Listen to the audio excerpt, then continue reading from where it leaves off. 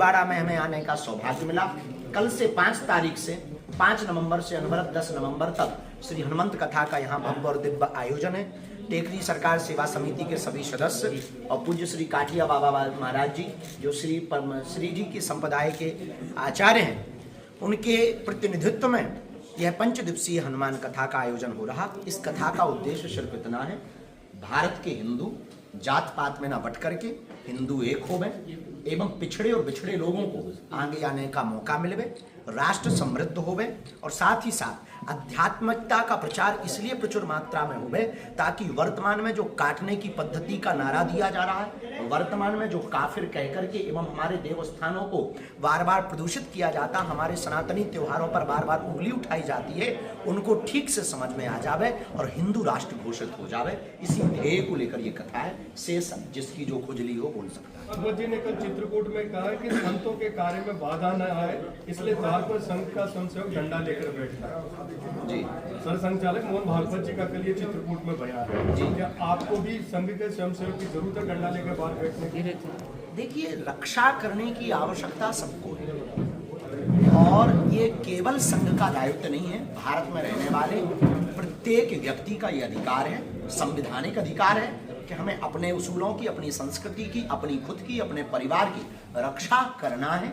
इसके लिए वैज्ञानिक तरीके से, कानूनी तरीके से सरकार हमको शस्त्र का लाइसेंस भी देती है कि आप अपनी आत्मरक्षा के लिए ये शस्त्र रखिए, उसका लाइसेंस भी देती है। तो केवल जो है संघ नहीं, संघ के साथ साथ अब प्रत्येक भारतीय सनातन हिंदुओं को माला और भाला दोनों रखने की आवश्यकता है।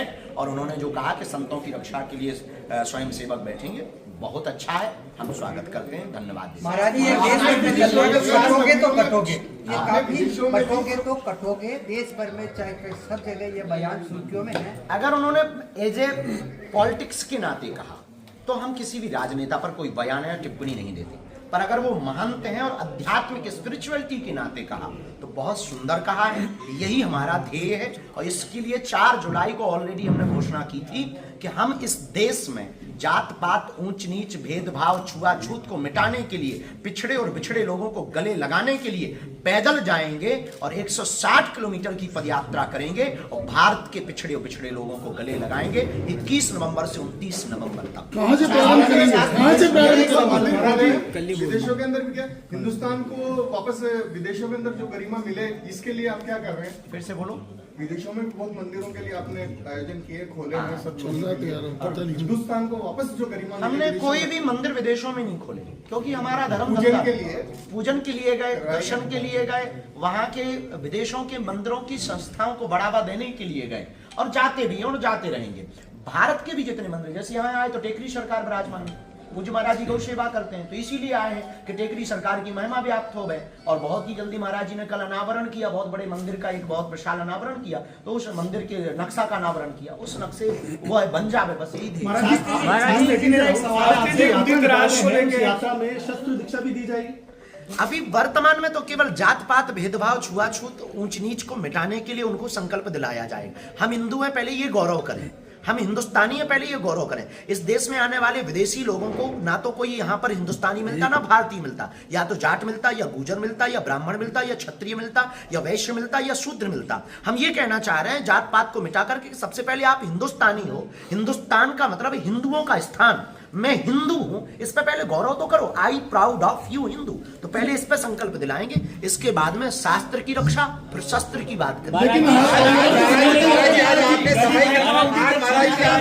सफाई कर्मचारियों से जो वहाँ पे आरती करवाने का किया है, ये पहले भी कहीं पे करवाया है या खाली यही करवाना है? भी हम करवा चुके हैं, ऐसा नहीं है, कोई नया प्रयोजन नहीं है, पर यहाँ कर रहे हैं तो बहुत अच्छा कर रहे हैं। आप लोगों को उल्टा स्वागत करना चाहिए, आप लोगों को स्वागत करना चाहिए कि किसी धर्म गुरु ने अपने व्यासपीठ के मंच से उन लोगों को भी पुकारा है जो नगर को स्वच्छ रखते हैं, हम दिलों को स्वच्छ रखने की बात करते हैं, लेकिन हम उनसे आरती इसलिए करवाएंगे कि ये स्लोगन जो भारत में बनाया तोड़ने के लिए कि भाई तुम तो बिछड़े हो, तुम तो पिछड़े हो, तुम्हारा तो कोई नहीं है, ये सब बड़े बड़े लोगों के प्रोपोगंडा हैं, उन लोगों के मुंह पर तमाचा मारा जा सके कि इस देश में अब सब समान है, ना कोई बड़ा है ना कोई छोटा है। व्यासपीठ पर अगर महात्मा आरती करते हैं तो नगर के सफाई कर्मचारी भी सफाई करें। सनातन बोर्ड की जरूरत है या आपने कि सभी दुकानदारों को, उस एरिया के दुकानदारों को नाम लिखाना है, तो क्या पूरे हिंदुस्तान के जो बड़े मंदिर है, जो मतलब बड़े धर्म स्थल है, उन पर भी ऐसी व्यवस्था लागू होगी? तिरुपति बालाजी में जो व्यवस्था मिली है, तिरुपति बालाजी में जो भी बीच में पिछले समय में कांड हुआ है, उस कांड को देख करके ये होना ही चाहिए। जात बताने में क्या दिक्कत है? जब तुम जिस जाति के नाम का आप कागज लगा सकते हो, नौकरी पा सकते हो, तो फिर जात बताने में क्या दिक्कत हो? क्या शर्म? जात बताने में कोई शर्म नहीं है, पर जात पात फैलाने में शर्म होनी चाहिए। जात बताने में शर्म नहीं है, लागू होना चाहिए। दलित नेताओं के राज को लेकर आपका एक वीडियो चल रहा है कि आपने कहा कि मेरे मुख से उनका नाम नहीं लेना चाहता, सत्यता क्या है? हम राजनेताओं, देखिए हम राजनेताओं के ना नाम लेते हैं ना उनके ऊपर बयान देते हैं। कोई है, उन्होंने यही बोला था कि आरोप प्रत्यारोप कोई किसी से जोड़ करके लगाया था, शायद ऐसा कुछ किसी पत्रकार ने ही पूछा था। तो हमने कहा हाँ, तो हमने कहा कि भाई हमारे पवित्र मुंह से हम किसी भी राजनेता का नाम नहीं लेना चाहते, क्योंकि हम राजनीतिक पार्टी के सपोर्टर नहीं है ना, हमें किसी पार्टी को वोट नहीं दिलवाना ना। दलित से जोड़ दें जी नहीं, हम किसी भी पार्टी के सपोर्टर नहीं, हम किसी को भी वोट नहीं दिलवाना चाहते। वो चूंकि नेता विधायक हैं, और हम अगर नाम लेंगे तो वो बड़े बन जाएंगे, या हमारे उस वीडियो क्लिप को काटकर कुछ भी जोड़कर वो वोट मांगेंगे। कल के दिन एआई का इतना बड़ा जमाना हो गया, उसको ट्रोल करेंगे या फिर वोट मांगेंगे। तो हमारा उद्देश्य कटिंग करना आता है, हम किसी पार्टी के नहीं, हमारी खुद की पार्टी है, उसका नाम बजरंग बली है।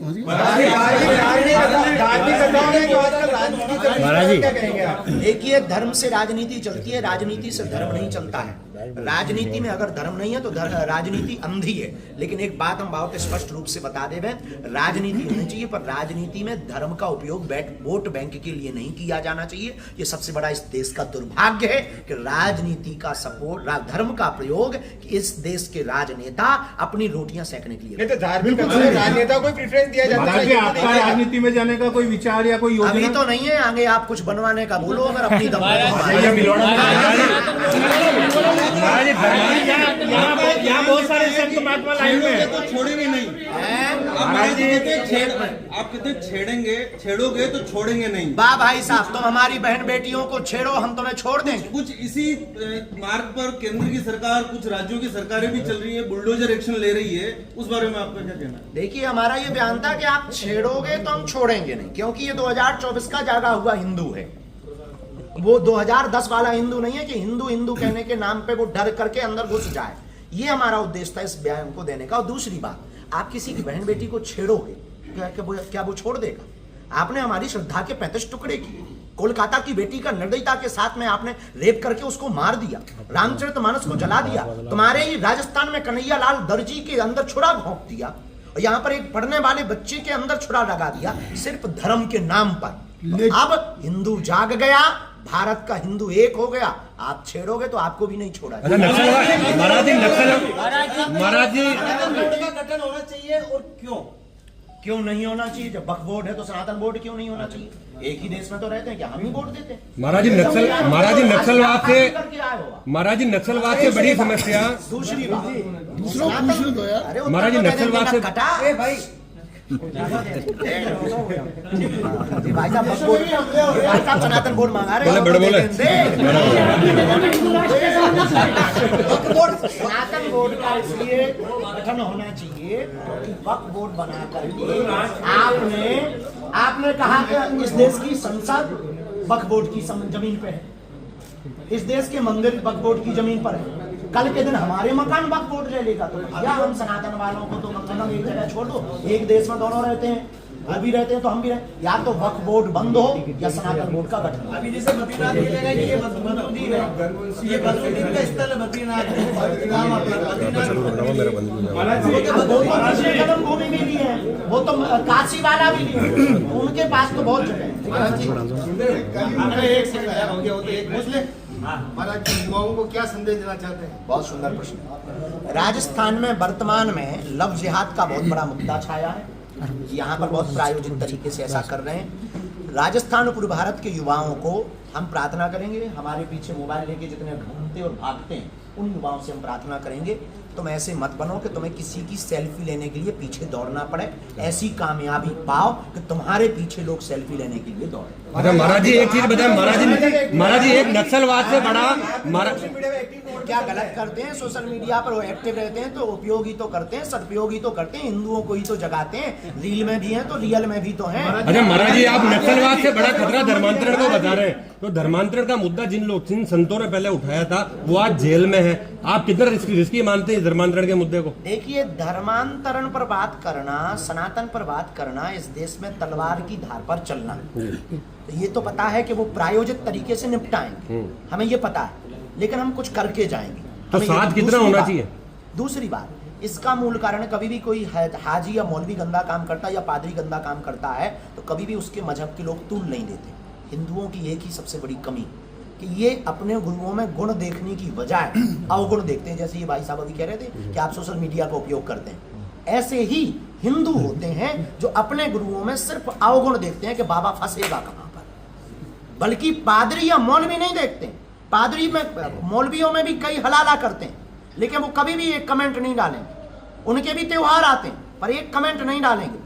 धर्म गुरु, हिंदू धर्म गुरुओं में एक ही दिक्कत है हिंदू मानने वालों को और हिंदुओं के अंदर, वो अपने धर्म गुरु की खुद बेइज्जती करते। गलत कहने वाले को गलत कहा जाना चाहिए, आपके उन्हें खिलाफ भी जेल अगर- डाला जाना चाहिए, हम इसके सपोर्ट में हैं। लेकिन अपने त्योहारों का मजाक, दीपावली का मजाक, कृष्ण जन्माष्टमी का मजाक हम ही लोग वायरल करते हैं। कृष्णा ये है, वो करें तो लीला, हम करें तो कैरेक्टर ढीला। बड़े बड़े मुद्दे उठा रहे हैं गुरुजी आप, कल को मुद्दा कोई मुकदमा हो जाता है तो उसका जिम्मेदार कौन होगा आपके कल खिलाफ? के दिन अगर मुकदमा होता है तो देखो, मुद्दा हमने उठाया तो जिम्मेदार तो भैया हम होंगे। अब जो होगा सो देखा जाएगा, पर इस देश के 100 करोड़ हिंदुओं पर हमें भरोसा है, क्योंकि हम अपने लिए नहीं लड़ रहे, हम उनके लिए लड़ रहे हैं। हम अपने लिए रात दिन एक नहीं किए। आज हमारा परिवार घर से बाहर नहीं निकल पाता। अभी 10 दिन पहले 3 शूटर पकड़े गए घर के बाहर में, आपकी ही न्यूजों ने दिखाए। 3 लोग पकड़े गए, कट्टा लेकर के पकड़े गए। हमारा परिवार अकेला नहीं चल सकता, हमारा भाई अकेला नहीं जा पाता, हमारे माता पिता नहीं। इनके लिए फंड आता PFI से, विदेशों से फंड आता है और ये प्रायोजित तरीके से अपनाते हैं। हम 1-1 रुपया कथा का जोड़ करके, कभी धर्म घर वापसी के लिए, कभी मंच लगाने के लिए, कभी कोई बेटी की शादी के लिए लगाते हैं। तो हमें तो 100 करोड़ हिंदुओं पर भरोसा है। गलत होगा भी तो स्वीकार है, ये उसकी इच्छा। हम इतना वचन दे सकते हैं आपकी मीडिया पर, ऐसा कोई कृत्य कांड नहीं करेंगे कि हिंदुओं को नीचे देखना पड़े। कल आपने फरमाया महाराज जी, आप हिंदू राष्ट्र की बात कर रहे हो, तो हिंदू राष्ट्र के अंदर मुसलमानों की क्या स्थिति होगी? जो अभी है वो तो नहीं होगी। वो नहीं होगी तो क्या होगा फिर? किस तरह वो होगा, सबको रहने का अधिकार होगा। जैसे यहूदियों के देश में, यहूदियों को एक पावर है कि आपको कोई भी देश अगर भगा देता है तो आप यहूदियों के देश में वापस जा सकते हैं। जैसे दुबई में सभी धर्मों के लोग रहते हैं पर विशेष पावर वहां के मुसलमानों को है। जैसे पाकिस्तान में भी हिंदू रहते हैं पर विशेष पावर वहां मुसलमानों को है, वैसे ही भारत में हिंदू राष्ट्र बनने का मतलब ये है, मॉरिशस, नेपाल, फिजी, सुरेनाम, ऑस्ट्रेलिया या इन हिंदू बहुल देशों में रहने वाले लोगों को, आज मान लो कनाडा के लोगों ने भगाया हिंदुओं को, उल्टा सीधा बोल रहे हैं। अब अगर वो हिंदू भाग जाएंगे कहां जाएंगे? बांग्लादेश के हिंदू कहां जाएंगे? तो एक देश ऐसा होना चाहिए जो हिंदुओं के लिए होना चाहिए, इसलिए हमें हिंदू राष्ट्र चाहिए। महाराज जी, बांग्लादेश की प्रधानमंत्री शेख हसीना 5 अगस्त से इंडिया में है, न किसी साधु संत ने विरोध करा, न किसी संगठन ने विरोध करा। इसलिए नहीं विरोध किया है कि देखो अपना भारत बहुत अद्भुत है, सीमा हम लोग कितने सुरक्षित रखते हैं उनको, सीमा और हसीना दोनों को सुरक्षित रखते हैं। इतने इस्लामिक देश है, इतने इस्लामिक देश है पर सीमा और हसीना यही सुरक्षित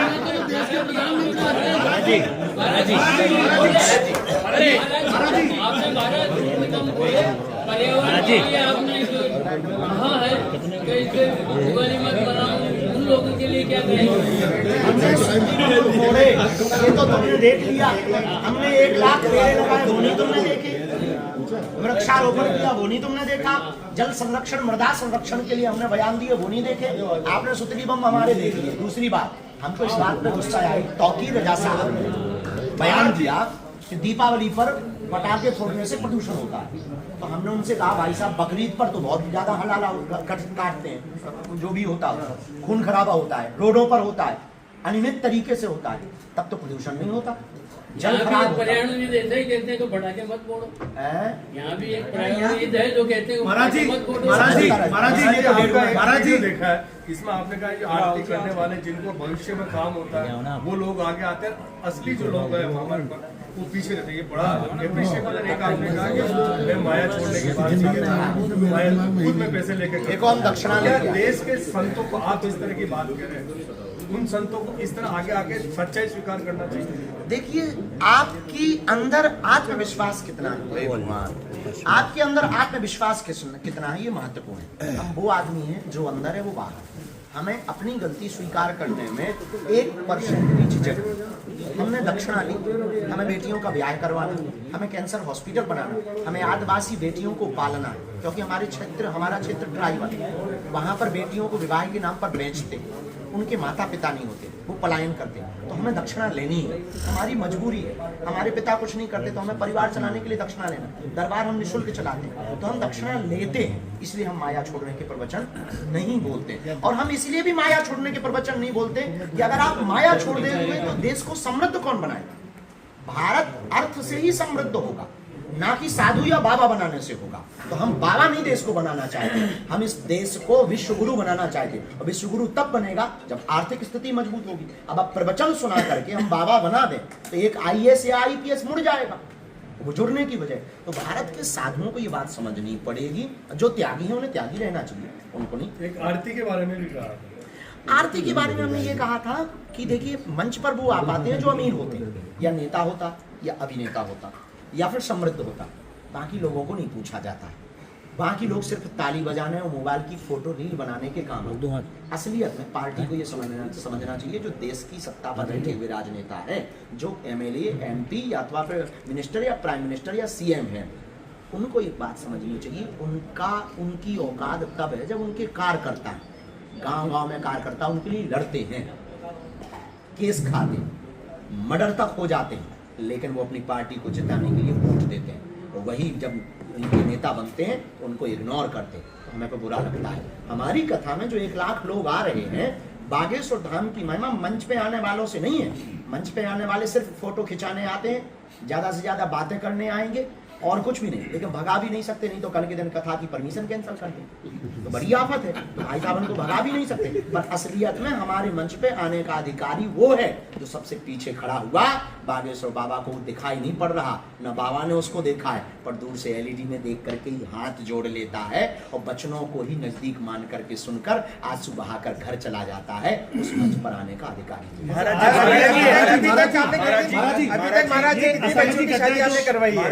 5 साल हो गए, लगभग 1000+ बेटियां हो गई हैं। 26 फरवरी 2025 को पुनः 251 बेटियों का विवाह है। 101 आदिवासी बेटियां हैं जिनके माँ बाप नहीं है वो। और इस बार हमने एक नया प्रयोग किया है। इस साल 2025 में 26 फरवरी को महाशिवरात्रि को जो बेटियों का विवाह होगा, प्रत्येक दलित विछड़े पिछड़े दूल्हों को हम घोड़े पर बैठाएंगे और खुद लट्ठी लेकर के बगल में खड़े होंगे। हम देखते हैं कौन गुंडा है जो उन बेटों को नीचे उतारेगा। वैष्णव का प्रवेश बंद हो तो गैर हिंदुओं का प्रवेश बंद हो, महाकुंभ में ऐसे क्या जितने पर्व अपने आते हैं देश भर के हिंदू पर्व, सबके लिए नहीं। हमने महाकुंभ में गैर हिंदुओं गैर सनातनियों की दुकान की रोक लगाने पर हमने प्रतिबंध किया था, ना कि प्रवेश पर। कोई आना चाहे उसकी आस्था है। इस देश में रहीम को भी स्वीकार किया, रसखान को भी स्वीकार किया। तो हम ऐसा नहीं कह सकते कि गैर वो कोई न आवे, सब आ सकते हैं। पर हमने दंगे की बात की। आप दुकानें लगा रहे हैं, आप मक्का मदीना में तो हिंदू नहीं लगाता है। आपकी जो वो आते हैं मुहर्रम वगैरह आते हैं, उसमें तो हमारे कपड़े नहीं बिकते हैं, हमारे गरीबों के कपड़े नहीं बिकते हैं। चादर आप हमसे नहीं खरीदते हो, फिर हम आपसे क्यों खरीदें? आपको त्रिवेणी का मतलब पता नहीं, आपको शिव अभिषेक का मतलब पता नहीं, संतों का ज्ञान नहीं, कुंभ के मान मर्यादा का आपको पता नहीं है, सनातन का आपको ज्ञान नहीं है। फिर आप क्या खाद पूजा सामग्री बेचो? आप क्या खाद व्यवस्था करो? फिर आपको क्यों दिया जाए? अगर देना ही है, चलो आप मक्का मदीना में हमारी दुकान लगवाओ, बाहर में कथा